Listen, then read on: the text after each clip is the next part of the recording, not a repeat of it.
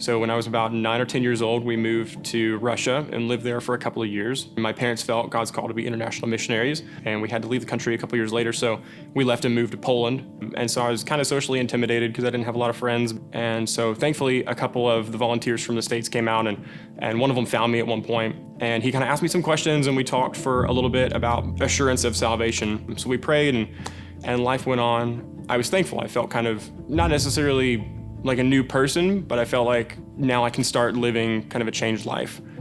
Unfortunately, that wasn't the direction that I chose to go in.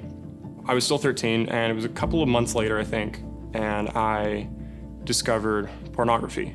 And I really quickly became numb to the reality of what that was, what I was doing, and became entrenched in. I knew it was wrong. I knew that there was something wrong with it, that it was bad, but I just didn't care. For a couple more years, that struggle continued, that addiction continued. And when I was about 16 years old, we came back to the States for a few months to visit. At our home church at the time, I had a guy friend. He invited me to go to a movie one night with him and some friends in the Woodlands. One of those was a girl that I ended up developing a massive crush on. So I prayed and I asked God, if I sinned in that way even one more time, to take away from me any chance that I ever had with her. So whenever I had gone back overseas, I think it was the next day, I sinned again. There was a night whenever I remember finding out, I think it was posted on Facebook or something, she had gotten engaged. And I wasn't sad for me, but I was crushed because I knew that God answered my prayer. I think kind of that started a little bit of a change in me, because I knew God heard me, and that seemed to kind of be a weird idea to me. A couple more years went by, and I came back to the States for college. I fell into a really deep depression at that time, and that's kind of when I started to seek God again. I started to kind of reach out in prayer more often, and I got involved with a Bible study group. One of them in particular, I remember telling him, I need to talk to you about it. So I took a piece of notebook paper and I wrote down what I was dealing with. One thing that I wrote down was, I don't understand how and why God keeps giving me second and third and fourth and fifth chances time after time. He turned it around and he pointed at that phrase and he said, that's not right. God's not giving you second and third and fourth and fifth chances. He keeps giving you second chances. And that hit me really hard. My flesh and my spirit were literally at odds with each other.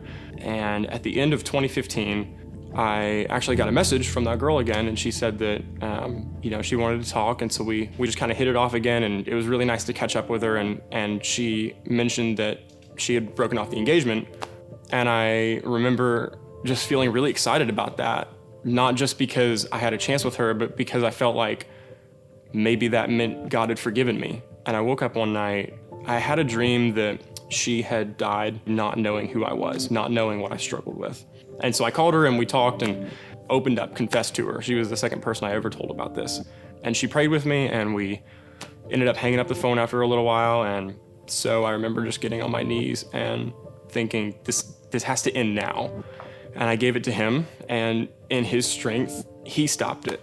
I think that if anything that I tried on my own worked, I wouldn't have attributed it to him. It wouldn't have been his strength that overwhelmed me. It wouldn't have been his grace. I would have been giving the credit to myself. Just a few months ago, actually, I was with a coworker of mine, a younger coworker of mine. It came up that he struggles with that too.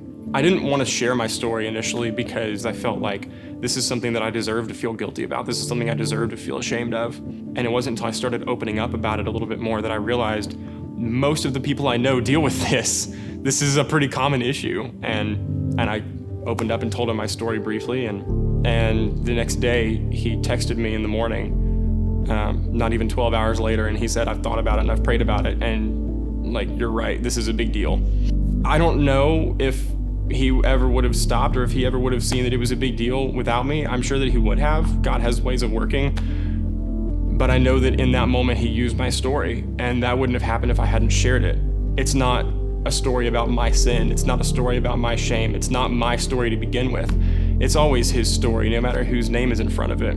He stopped my addiction. He ended my struggle. He gave me the person that's now my wife. She's the daily reminder to me that God forgives sin no matter how disgusting it may be, no matter how embarrassing it is. There's always forgiveness. There's always grace. And to accept that freedom and live in it, I don't feel obligated to serve him. I feel blessed to serve him. because of what he's done for me.